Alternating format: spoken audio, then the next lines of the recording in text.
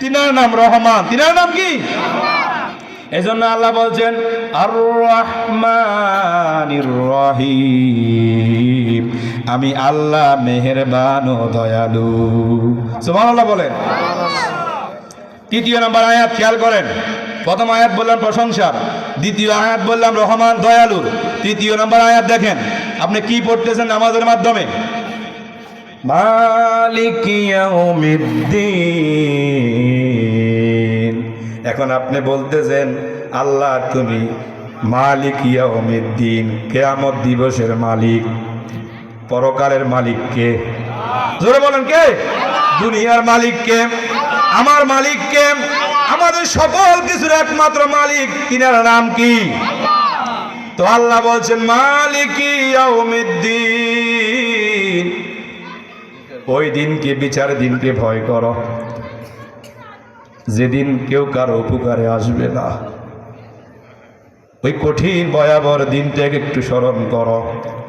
ইজা জুলজিলাতিল আরদু জিলজালাহা ওয়া আখরাজাতিল আরদু আসকালাহা। পৃথিবী তার প্রকম্পনে কম্পিত হয়ে যাবে। কিয়ামত যখন হবে, ইসরাফিল যখন সিংহা ফুৎকার দিবেন, মানুষগুলো উম্মাদের মতো পাগল হয়ে যাবে, হেলিয়া ডুলিয়া পড়বে। সবাই একজন আরেকজনের কাছে বাঁচার জন্য প্রতিযোগিতা করবে, কিন্তু সবাই ইয়া নাফসি বলবে। ও আমার ভাইয়েরা, তাহলে ওই দিনকে ভয় করো, মালিক ইয়াউমিদ্দিন, যেদিন বিচার দিনের মালিক কে হবেন? ফাইনাল খেলা, হে মুসলমান, ফাইনাল খেলা। একটি দল জান্নাতে যাবে, আরেকটি দল জাহান্নামে যাবে, কথা ক্লিয়ার। এর বাহিরে আর কোনো দল টল হবে না। আমাদের দেশে তো কত দল আছে না, কিন্তু হাসরের মাঠে দল কয়টা? একটা জান্নাতি, একটা জাহান্নামী। খেলা ফাইনাল। আর ওই দিন আমার আল্লাহ হবেন জজ, বিচারক। আলাইসাল্লাহু বিআহকামিল হাকিমিন। দুনিয়ার বিচারকেরা টাকা খাইয়া মিথ্যা রায় দেয়, আছে কিনা? ঘুষ খাইয়া বিচার, মানুষকে ন্যায্য বিচার থেকে বঞ্চিত করেন। কিন্তু আল্লাহ পাক এমন রব, এমন বিচারক, হাসরের মাঠে কারো প্রতি জুলুম করবে? তার প্রাপ্য তার হাতে বুঝিয়ে দেওয়া হবে। ও বান্দা, তুমি নেক কাজ করেছ, জান্নাতে চলে যাও। ও আমার বান্দা, তুমি জাহান্নামী কাজ করেছ, জাহান্নামের দিকে চলে যাও। কোনো কথা চলবে? কারণ আমার আল্লাহ কারো উপরে জুলুম করবেন আল্লাহ। এজন্য বলেছেন মালিক ইয়াউমিদ্দিন। দুনিয়া পাইয়া আখিরাতকে ভুলিও না। দুনিয়ার সুন্দরী স্ত্রীকে পাইয়া আমার আল্লাহকে ভুলিও না। দুনিয়ার ক্ষমতা পাইয়া আমার আল্লাহকে ভুলিও না। দুনিয়ার নেতাগিরি করে আমার আল্লাহকে ভুলিও না। কারণ আল্লাহ একজন আছেন, বিচার করবে, এটা তোমাকে মনে রাখতে হবে। কথা বলেন ঠিক কিনা? এজন্য মালিক ইয়াউমিদ্দিন 3 নম্বর আয়াত সূরা ফাতিহাতে পড়েন। আজকে এটা তাফসীর দেখবেন ভালো করে। আল্লাহ বলছেন বান্দারে, দুনিয়াতে নেতাগিরি করি, বহু কিছু করছ, কিন্তু হাসরের মাঠে নেতাগিরি চলবে না, বাহাদুরি চলবে না, চোখ রাঙানো চলবে না, হামলা মামলা চলবে না। ওই দিন একমাত্র কথা চলবে কার? এজন্য বলছে মালিক ইয়াউমিদ্দিন। ওই দিনকে ভয় করো। নাস্তিক যারা, তারা কিন্তু পরকালকে বিশ্বাস করে না, আল্লাহকে বিশ্বাস করে। মরে গেলে কি তো বই যাবে, আর কিছু তো নিয়ে নেই। নাউযুবিল্লাহ বলেন। এরে ভাই, মরার পরেও আরো ঝামেলা আছে কিনা? অনেকে দুঃখে বলে যদি মরে যাইতাম, বাঁচে যাইতাম। না, হিয়ারও বাঁচার সুযোগ নেই। দুনিয়াতে কিতা করছেন, বাটপারি, চুরি, বদমাশি, দুর্নীতি, এটা হিয়ার হিসাব তো লাগতো না। এত জানি 3.5 হাত মাটির ঘর, 3.5 হাত মাটির ঘর, ডাইনে মাটি, বামে মাটি, সামনে পিছনে।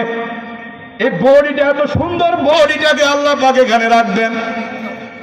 কখনো কি চিন্তা করে দেখেছেন গভীরভাবে? একবারের জন্য গভীরভাবে চিন্তা করেন নাই? হাই রে, আমার এত সুন্দর বিল্ডিং, এত সুন্দর খাট, এত সুন্দর সোফার মধ্যে আমি থাকতাম, আর এই মাটির ঘরে যেখানে বিছনা নাই, ফ্যান নাই, এসি নাই, কেমনে থাকবো? একটা বারের জন্য যদি গভীরভাবে চিন্তা করতেন, আল্লাহর কসম করে বলছি আপনার দ্বারা কোনো খারাপ কাজ হবে না। আপনার মতো আমার মতো বহু মানুষ পৃথিবী থেকে চলে গেছে, আপনার মতো বহু বাহাদুর এই দুনিয়ার জমিন ছেড়ে চলে গেছে। 100 বছরের বুয়া মানুষ আমাদের সমাজে পাওয়াটা খুব কষ্টকর, কথা বলেন ঠিক কিনা?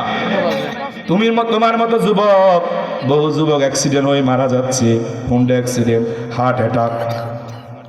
তাহলে তুমি কোন আশায় দুনিয়ার মধ্যে এত রং তামাশা করো? নামাজের খবর নাই, রোজার খবর নাই, শরীয়তের খবর নাই, পর্দার খবর নাই, হালাল হারামের খবর নাই। হুজুররা এত ওয়াজ করে মসজিদের মিনার থেকে, মিম্বর থেকে, ওয়াজের ময়দানে, আমল কয়জনে করে? কথা বলে ঠিক কিনা? আমিও মরবো, আপনিও মরবেন, কিন্তু আমার মরাটা যাতে, আপনার মরাটা যাতে আল্লাহর কাছে কল্যাণকর হয়। আল্লাহওয়ালা মানুষের যেভাবে ইন্তেকাল হয়, ফরেজগার মানুষের ওই মৃত্যু আমরা কামনা করি। কথা বলেন ঠিক কিনা? তাহলে মালিকি ইয়াউমিদ্দিন, বিচার দিনের মালিক কে? মালিক তুমি জান্নাতে, তোমার কাছে আমায় একটি ঘর বানিয়ে দিও। মালিকের কাছে যদি একটা ঘর আমাদের জন্য হয়ে যায়, আমাদের আর কোনো চিন্তা নাই। এবারে কি বলছেন? ইয়্যাকা না'বুদু ওয়া ইয়্যাকা নাস্তাঈন। ও আল্লাহ, আমরা তোমার ইবাদত করি, তোমার কাছে সাহায্য চাই। আমরা নামাজে কইতে আছেন, খেয়াল করছেন নি? ইয়্যাকা না'বুদু ওয়া ইয়্যাকা নাস্তাঈন। মাওলা রে, তোমার ইবাদত করি, তোমার কাছে সাহায্য চাই। আমরা ইবাদত করি কার? কার ইবাদত? সাহায্য চাইবো কার কাছে? বিপদে আছেন, সাহায্য কার কাছে? সুখে দুঃখে, ছেলে হয় না, মেয়ে হয় না, চরম কষ্টের মধ্যে আছেন, কার কাছে চাইবেন? অসুখ দিয়েছেন কে? আল্লাহ। ভালো করবো না, চাইতে হবে মাবুদের কাছে। কার কাছে? এজন্য আমি প্রথমে বলেছিলাম সূরাতুল ফাতিহা আরেকটা নাম হলো সূরাতুদ দোয়া। সূরাতুদ দোয়া। আপনি বলতেছেন ইয়্যাকা না'বুদু ওয়া ইয়্যাকা নাস্তাঈন। ও আল্লাহ, তোমার ইবাদত করি এবং তোমার কাছে সাহায্য চাই, তুমি ছাড়া আর কোনো সাহায্যকারী নাই। এবার বলতেছেন কি? ইহদিনাস সিরাতাল মুস্তাকিম। ইহদিনাস সিরাতাল মুস্তাকিম সিরাতাল্লাযীনা আন'আমতা আলাইহিম। এই আয়াতের ব্যাখ্যাটা একটু বড়। ইহদিনাস সিরাতাল মুস্তাকিম, আল্লাহ গো আমাদেরকে সরল সঠিক পথ দেখাও। আন'আমতা আলাইহিম, যারা তোমার নিয়ামত প্রাপ্ত হয়েছে। বলনা সুবহানাল্লাহ। ও আল্লাহ, আমাদেরকে সরল সঠিক পথ দেখাও, যে পথে তোমার নিয়ামত প্রাপ্তরা বান্দারা চলে গেছেন। এখন তাফসিরে এসেছে নিয়ামত প্রাপ্ত মানুষ হলো 60 শ্রেণী। কয় শ্রেণী? বুঝেন না? কয় শ্রেণী? নিয়ামত প্রাপ্ত, নিয়ামত প্রাপ্ত।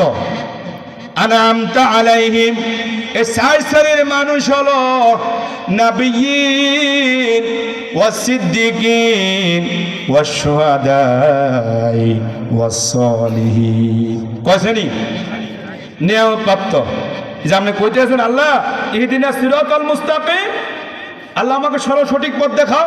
আন'আমতা আলাইহিম, যারা তোমার নিয়ামত পেয়েছে, এই নিয়ামতের ব্যাখ্যা এসেছে ওরা কারা? ওরা হলো 60 শ্রেণীর মানুষ। কয় শ্রেণী?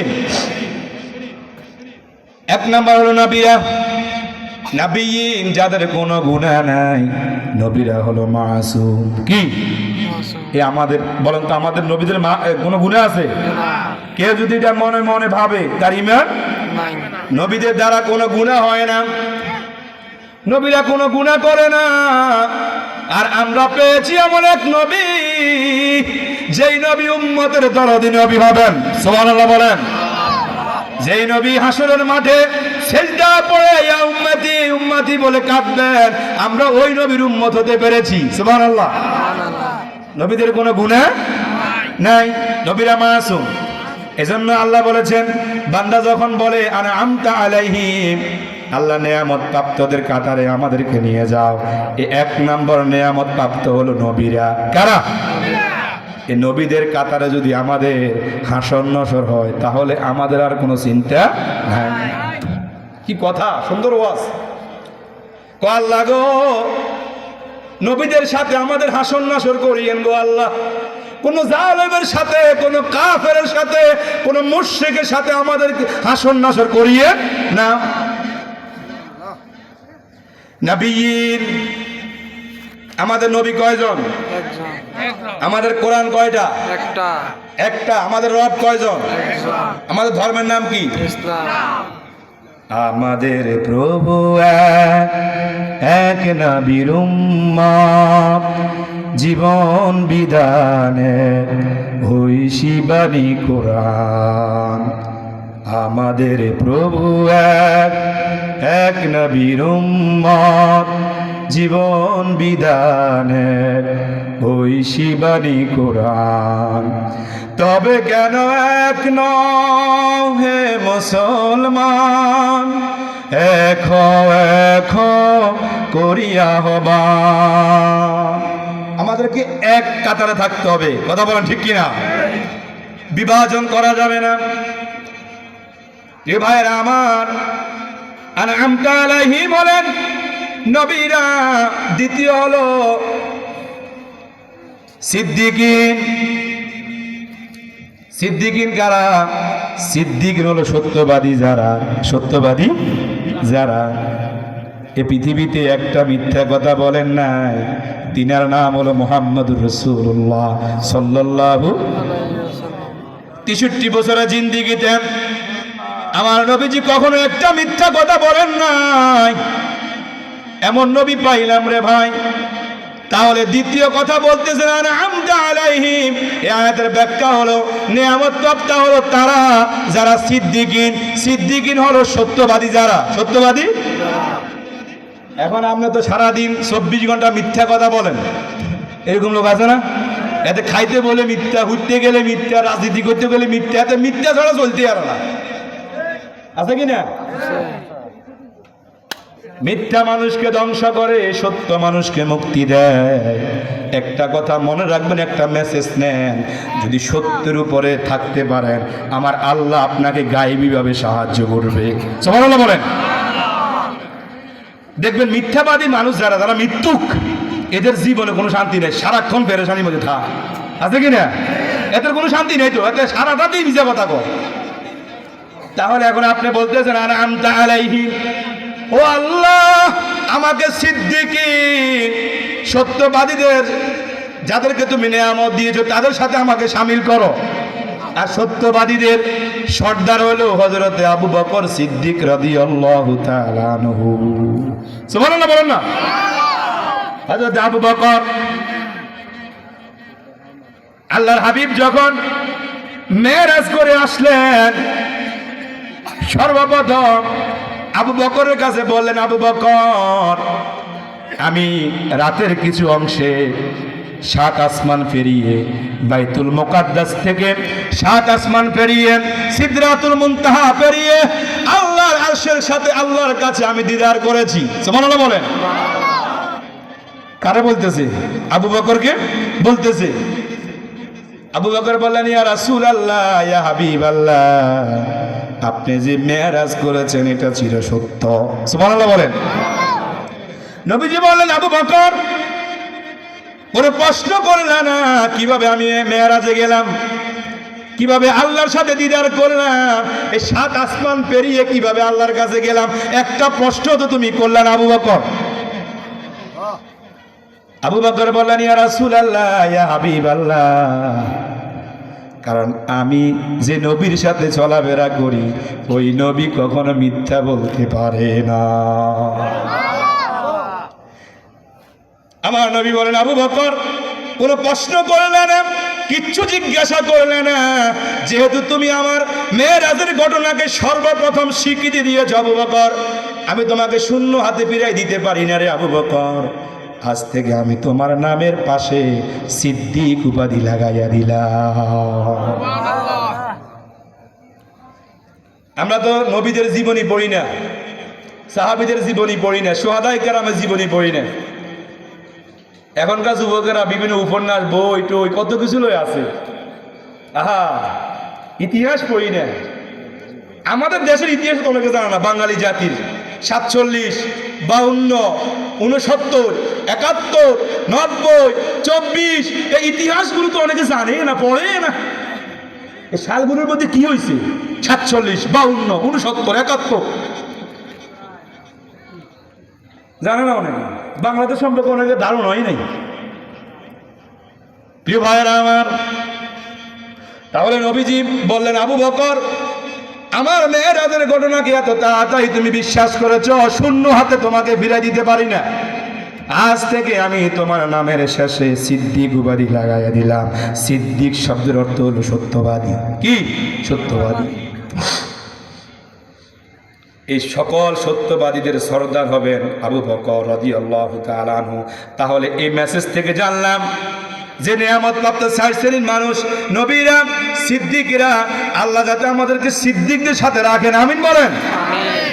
জীবন চলে যাবে, মিথ্যা বলা যাবে না, সত্যের উপরে থাকবেন, আল্লাহ সাহায্য করবে। দুনিয়ার জেল জুলুম ফাঁসি হয়ে যাক, আপনি আপনার সিদ্ধান্ত থেকে এক ছুঁড়ো নড়বেন না। সাহায্য করবেন কে? তাহলে নিয়ামত প্রাপ্ত 4 শ্রেণীর মধ্যে 2 শ্রেণী গেল, নবীরা, সিদ্দিকরা। এরপরে হলো শুহাদায়ে কেরাম, যারা শহীদ, যারা কি যেমন তেমন শহীদ হলো হইতো না। এ মিয়া মুসলমান খেয়াল রাখেন, শহীদ কারে কয়? যারা আল্লাহর জন্য, যারা রাসূলের জন্য, যারা ইসলামের জন্য, যারা দ্বীন কায়েম করতে গিয়ে জেল জুলুম অত্যাচারের শিকার হয়েছে, ফাঁসির শিকার হয়েছে, বুলেটের শিকার হয়েছে, তারা হলো শহীদ। ওয়াজ বুঝে নেন, কারা শহীদ? যেমন তেমন লোককে শহীদ বলা যাবে না। হাদিসের, কোরআনের ভাষা অনুযায়ী শহীদ কাদেরকে বলে? ভাইয়ারা আমার, এই শহীদরা কাল কঠিন কিয়ামতের দিন, মুসিবতের সময় রক্ত মাখা জামা নিয়ে আল্লাহর দরবারে হাজির হয়ে যাবে। সুবহানাল্লাহ। বিনা হিসাবে জান্নাত দিবেন আল্লাহ। সুবহানাল্লাহ বলেন। কেউ যদি আল্লাহর জন্য, রাসূলের জন্য, ইসলামের জন্য, দ্বীনের জন্য সত্য কথা বলতে গিয়ে জালেমের বুলেটের সামনে হত্যা হয়, নিহত হয়ে শহীদ। আন্দাজি মান্দাজি মাসালা দন যাইতো না, ফতুয়া দন যাইতো না, ওয়াজ বুঝতে হইব, ঠিক কিনা? এরপরে হলো সালিহিন আনআমতা আলাইহিম। এই আয়াতের নিয়ামত প্রাপ্ত হলো 60 শ্রেণী, শেষ হলো সালিহিন। সালিহিন কারা?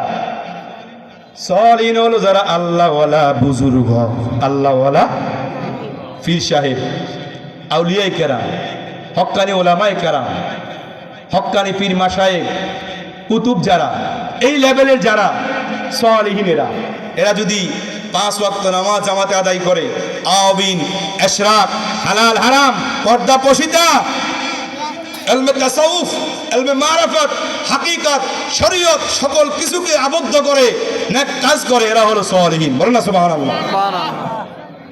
এখন আমাদের দেশে তো অনেকে আছে পীর সাহেব বিশ্বাস করে না, আছে কিনা? ও মুসলমানের বাচ্চারা, কানটা খাড়া করে শোনো, এই দেশে কোনো নবী আসে নাই, এই দেশে কোনো সাহাবীরা আসে নাই, খোলাফায়ে রাশিদিন আসে নাই, এই দেশে এসেছে শাহজালাল, ইয়ামেনি 360 জন ওলি নিয়ে। একটা কথা বলেন, ঠিক কি না?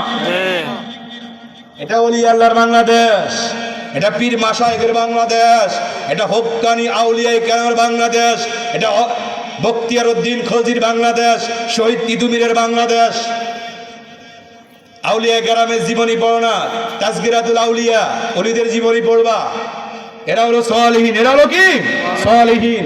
তবে যেমন তেমন ওলি হলে হবে না, যেমন তেমন পীর সাহেব হবে না। যে পীর সাহেব পেশাব করে পানি নেয় না, মুড়িদেরা সিগারেট খায়, গাঞ্জা খায়, আছে কিনা? এরকম পীর সাহেব জাহান্নামী, এদের সোহবতে থাকা যাবে না। এই দেশে হক্কানি দরবার আছে কিনা? হ্যাঁ, সারসিনা, ফুরফুরা, তিরিপ, সোনাকান্দা, এরপরে বকরা, জৈনপুর, চরমনাই, আড়াইবাড়ি, এই ধরনের হক্কানি দরবারগুলো আছে, যে দরবারের মধ্যে নাচানাচি নাই, মহিলা পুরুষ অবাধে কোনো সম্পর্ক নাই। এটা আমি গেছি কয়েকটা দরবারে, আমি বাইতুল শরফ গেলাম, সাতকানিয়া, লোহাগড়া। পীর কারে কয় যাইলে বুঝবেন, এলমে মারাফাত, এলমে তাসাউফ, ওখান থেকে আধ্যাত্মিক জ্ঞান অন্বেষণ করা যায়। সুবহানাল্লাহ বলেন না? তার মানে দুই একজন খারাপ পীরের কারণে, দুই একজন নামধারী অলির কারণে সকল অলিকে, সকল পীরকে খারাপ বলা যাবে না। ওয়াজ বুঝতে পারবো? আবার কত কই না হুজুর পীর সাহেবের বিরুদ্ধে কই গেছে, মুখস্থ করেন কিতে কিতে কইছি। প্রিয় ভাইয়েরা আমার, তাহলে সরিন হলো তারা যারা আল্লাহর প্রিয় খাঁটি বান্দা হয়ে গেছে। ওই খাঁটি বান্দারা হলো আল্লাহর ওলি, পীর, মাশায়েখ, আলেম, ওলামারা। কথা বলেন। আল্লাহ পাক যাতে আমাদেরকে সে সমস্ত মানুষের কাতারে নেন, এজন্য আপনি বলছেন আনআমতা আলাইহিম, ৬০ শ্রেণীর মানুষ হলো নিয়ামত প্রাপ্ত। এই শেষের কথাটা আরো খুব মজা। গায়রিল মাগদুবি আলাইহিম ওয়ালাদ-দাল্লিন। একটু আগে গেছে নিয়ামত প্রাপ্ত ৬০ শ্রেণীর মানুষ, এখন হইলো ওয়ালাদ-দাল্লিন, গজব প্রাপ্ত, আযাব প্রাপ্ত, লাঞ্ছনা প্রাপ্ত ৪ শ্রেণীর মানুষ। দেখছেন কত সুন্দর ওয়াজ। আনআমতা আলাইহিম ৬০ শ্রেণীর নিয়ামত প্রাপ্ত, আর গজব প্রাপ্ত, অভিশাপ প্রাপ্ত ৬০ শ্রেণী। গায়রিল মাগদুবি আলাইহিম ওয়ালাদ-দাল্লিন। এরা কারা? ওয়ালাদ-দাল্লিনের ব্যাখ্যা এসেছে, এরা হলো ৬০ শ্রেণী গজব প্রাপ্ত। এক নাম্বার হলো ইয়াহুদি। কে? ইয়াহুদির বাচ্চারা। ও মুসলমান, গোটা পৃথিবীতে ইহুদির সংখ্যা হলো ১,৬০,০০,০০০। মুখস্থ করেননি? ১,০০,০০,০০০। ইহুদিরা যারা আমাদের সেই ফিলিস্তিনের মুসলমানদেরকে রাত দিন মারতেছে, ওই ইহুদির বাচ্চারা হলো ১,৬০,০০,০০০। এদের মেন শহর হলো ইসরায়েল এবং মার্কিন যুক্তরাষ্ট্র। গোটা পৃথিবীতে সন্ত্রাসের কার্যকলাপ করে ইহুদিরা ১,৬০,০০,০০০। কিয়ামতের আগে ইমাম মাহদী আসবেন, ঈসা নবী মুহাম্মদ সাল্লাল্লাহু আলাইহি ওয়াসাল্লামের উম্মত হিসাবে আসবেন, এসে ইহুদিদেরকে হত্যা করবেন। ইহুদির বাচ্চারা আপনার গারকাত, আরবিতে বলা হয় গারকাত, বাংলাতে হলো জাউ গাছ। এরকম একটা গাছের পিছনে ফলাই থাকবো, গাছের পিছনে ফলাই থাকবো। তখন গাছ সাক্ষী দিব, ও ইমাম মাহদীর সন্তানেরা, ঈসার সন্তানেরা, আমি গাছের পিছনে ইহুদির বাচ্চারা লুকিয়ে আছে, তাকে হত্যা করো। আল্লাহু আকবার। গাছ সাক্ষী দিবে, গারকাত। গাছ বলবেন, ও ইমাম মাহদীর সন্তানেরা, আমার পিছনে কে আছে? ইহুদির বাচ্চারা আছে, দেখে টানি টানি হত্যা করো। কারণ গোটা পৃথিবীতে এরা অশান্তির কারণ। ফিলিস্তিনের মুসলমানকে নির্বিচারে মেরেছেন, আমাদের বাইতুল মুকাদ্দাসকে ঠিক মতো নামাজ পড়তে দেয় না। কথা বলেন ঠিক কিনা? সংখ্যা ১,৬০,০০,০০০। আর খ্রিস্টানদের এরপরে হলো এই গজব প্রাপ্ত হলো ১ নম্বর ইহুদিরা, দ্বিতীয় হলো নাসারা, খ্রিস্টানরা।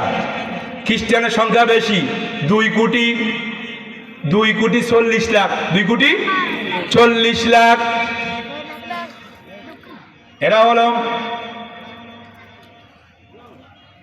এরা হলো না 240 কোটি, সরি 240 কোটি হলো নাসারারা সারা পৃথিবীর মধ্যে।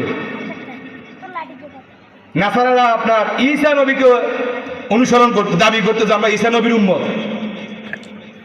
এরপরে তৃতীয় নাম্বার হলো মুশরিক যারা, গায়রিল মাগদুবি আলাইহিম, ৬০ শ্রেণীর গজব প্রাপ্ত। একটা হলো ইহুদি, দ্বিতীয় হলো নাসারা, তৃতীয় হলো মুশরিক যারা। মুশরিক যারা আল্লাহর সাথে শিরিক করে। কি করে? শিরিক করে, মানে আল্লাহ ছাড়া অন্য কাউকে খোদা মনে করে। আছে কিনা? উদাহরণ দিই। উদাহরণ হলো আমি মুসলমান, আমি মাওলানা, আমি মুফতি, আমি গাজী, আমি হাজী, আমি বড় মুফতি মুহাদ্দিস, আমি মসজিদে গিয়ে আল্লাহর নামের সেজদা করি, আল্লাহর তাসবিহ আদায় করি, আয় কপালটা জমিনে লাগাই আল্লাহকে সেজদা করি। কিন্তু আমার মতো নামধারী কিছু মুসলমান পীর সাহেবের মাজারে গিয়ে মাজারও সেজদা করে আছে কিনা? আছে। ওয়াজ যেমনে করমু রে ভাই এমনে আঙ্গ গার মধ্যে লাগি যাইব, কিন্তু ওলামায়ে কেরাম সত্য কথা বলতে হবে, না হয় ঈমান টিকবে না। ঈমান টিকবে না। পীর সাহেবের আঙ্গুল সোসে হাতের জিভের মধ্যে হানি বেশি আছে, শয়তান। তাহলে শিরিক হয়ে যাবে। কি হয়ে যাবে? মাজারে যাবেন, শুধুমাত্র আল্লাহর ওলিদের কবর জিয়ারত করবেন, এর বাহিরে আর কিচ্ছু করা যাবে না। আগরবাতি মোমবাতি কিছু দেওয়া যাবে না। রাসূলুল্লাহর দরবার একটু দেখেন, রাসূলুল্লাহর রওজার দিকে একটু তাকান। এই মাজারে যদি এগুলো দেওয়া জায়েজ থাকতো, আল্লাহর হাবিবের রওজা ধারে উম্মতে মুহাম্মদী কলিজাটা কেটে রেখে আসতো। কথা বলেন ঠিক কি না? এজন্য মসজিদে আল্লাহকে সিজদা করেন, কিন্তু অন্য জায়গায় যদি যাইয়া এই কপালটা লাগান, শিরিক হবে কিনা? আর শিরিক যদি হয়ে যায়, আল্লাহর দরবারে কোনো ইবাদত কবুল হবে না। এই 60 বছর ইবাদত করছে, একটা শিরিক করার কারণে সকল নেক আমল ডিলিট হয়ে যাবে। প্রিয় ভাইয়েরা আমার, তাহলে মুসলমানের সংখ্যা হলো সারা পৃথিবীতে মুসলমানের সংখ্যা হলো 250 কোটি।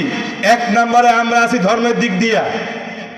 আর হিন্দু আছে আপনার 130 কোটি, 115 কোটি আছে ইন্ডিয়াতে, আর 15 কোটি আছে নেপালে। ওটা পৃথিবীতে মুসলমানের সংখ্যা বেশি। কথা বলেন, মুসলমানের সংখ্যা বেশি। কিন্তু আমরা কেন পারি না রে ভাই? এই কথাটা একটু পরে বলতেছি। এরপরে এ গজব প্রাপ্ত 6 শ্রেণীর মানুষের মধ্যে ইহুদি গেল, নাসারা গেল, এরপরে মুশরিক গেল। 4 নম্বর গজব প্রাপ্ত দল হলো মুনাফিক। কে?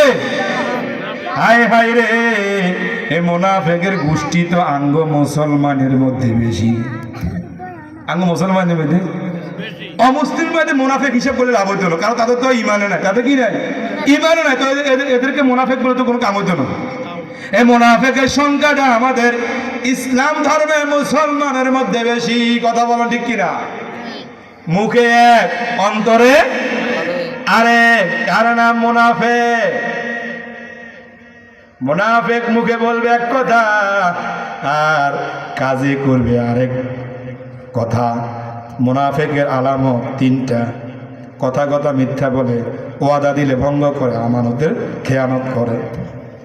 এ মুনাফিক অমিনান নাসি মান ইয়াকুলু আমান্না বিল্লাহি ওয়া বিল ইয়াউমিল আখির ওয়া মা হুম বিমুমিনিন। মুনাফিকরা কয় আমরা আল্লাহ এবং আখিরাতের প্রতি ঈমান আনছি, আর আল্লাহ কয় না না, এরা ঈমানদার নয়। এরা ঈমানদার? এতে কো আমি ঈমান আনছি, আমি তো মুসলমান, আমার নাম আব্দুর রহমান, আব্দুল খালেক, আব্দুল মান্নান, আব্দুল সত্তার, আমার নাম এই, আমার নাম আছে সুন্দর, কিন্তু ভিতরে সব শয়তানি। ভিতরে কিটা? মুনাফিকি। কি মুনাফিকি? এরা হলো গজব প্রাপ্ত দল। এই মুনাফিকের সংখ্যা বাংলাদেশে বেশি। কথা বলেন ঠিক কিনা? আচ্ছা, আমরা তো মুসলমান কেমন? এই দেশে 92% মুসলমান। কত পার্সেন্ট? 70। তো আপনারা অনেকে অনেক দলের লগে সম্পর্ক আছে, কিন্তু প্রত্যেকটা দলে যারা ইমানদার মুসলমান, তাদের মনের মধ্যে একটা আশা, তামান্না, আকাঙ্ক্ষা যে আল্লাহ যদি আমাদের এই 90-95% মুসলমানের দেশটা যদি আল্লাহর কোরআন দিয়ে চলতো। কথা বলেন ঠিক কিনা? হোক হয়তো অন্য দলের, কিন্তু মনের মধ্যে একটা এরাদা আছে, একটা তামান্না আছে। আমরা অনেকে কয় হুজুর, আমরা তো হুজুর হয়ে করতে পারে না, ইসলাম কেমনে কায়েম হবো? আরে ভাই, ইসলাম তো প্রতিষ্ঠা হয়ে গেছে বহু আগে। কথা বলেন ঠিক কিনা? শুধু ইসলামী হুকুমত গুলো এখনো কায়েম হয় না। এই জন্য এগুলোর দাঁড়ায় নিতে হবে আমাদের মুনাফিক যারা, তাদের। মুনাফিকরা চায় না দেশটার মধ্যে কোরআন দিয়া, রসুলের সুন্নাহ দিয়া এগুলো সমাজ চলুক, বিচার চলুক, সংসদ চলুক, বাজার চলুক, ঘাট চলুক, পদ্মা পরিতা চলুক, এটা অনেকে চায় না। চাইলে তো হাতে ভেজালে বলবো, কথা বলা ঠিক কিনা? চাইলে হাতের ভিতরে 2 নম্বরই ব্যক্তি, তো এতে কেমনে কোরআনের আইন মানবো, কোরআনটা বুঝবো? প্রিয় ভাইয়েরা আমার, তাহলে মুনাফিক এটা সবচেয়ে বড় ভাইরাস। এই মুনাফিকি চরিত্র ছাড়তে হবে। আব্দুল্লাহ ইবনে উবাই ইবনে সুলুল মক্কার বড়, আল্লাহর হাবিবের পেছনে নামাজ পড়তেন, নবীজির পিছনে নামাজ পড়তেন। ওমা এত যায় কিতা করতো, আবু জাহিল, আবু লাহেব, উতবা, সাহেবের গালরা পড়িত।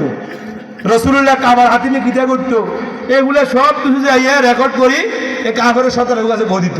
অথচ রসুলের পিছিয়ে কি করতো? কথা বলে রসুলের পিছিয়ে। আচ্ছা আমরা বলেন তো, রসুলুল্লাহর পিছনে নামাজ পড়িও মুনাফিক আছে, তো এই যুগে তো এটা কোনো ব্যাপারে না।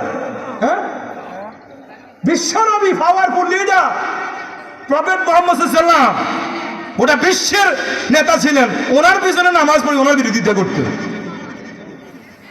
এটি জানতে হবে। তাহলে এই মুনাফিকি চরিত্র থেকে আমাদেরকে বাঁচতে হবে। আর মুনাফিকি চরিত্র নিয়ে কেউ যদি আল্লাহর কাছে ইবাদত করে নামাজ পড়ে, তার নামাজ কবুল হবে। কারণ সে দ্বৈত নীতি, দুই নৌকার মাঝে ফাঁড়, এরকম লোক আছে না আমাদের সমাজে, এতের দিকে হাতের দিকে ব্যাগের মন রক্ষা করে। আল্লাহ পাক এই গজবপ্রাপ্ত যে 4 দল, গজবপ্রাপ্ত কয় দল? ইহুদি, নাসারা, মুশরিক, মুনাফিক। আর নিয়ামত প্রাপ্ত কয় দল? 4 দল, নবীরা, শহীদরা, এরপরে আপনার সিদ্দিকরা এবং সালেহিনরা। আমি যে ওয়াজটা করছি সূরা ফাতিহার তাফসীর সংক্ষেপে বুঝাইছি আপনাদেরকে, বুঝেনি ইনশাআল্লাহ? তাহলে আমরা এই সূরা ফাতিহা থেকে শিক্ষা নিয়ে আমরা আমাদের জীবনকে পরিবর্তন করব। আর সূরা ফাতিহা প্রত্যেকটা নামাজের জন্য বাধ্যতামূলক, আপনাদের সহি শুদ্ধভাবে সূরা ফাতিহাটা শিখে নেবেন। আল্লাহ পাক আজকের এই মাহফিলকে কবুল করুক, আমিন বলেন।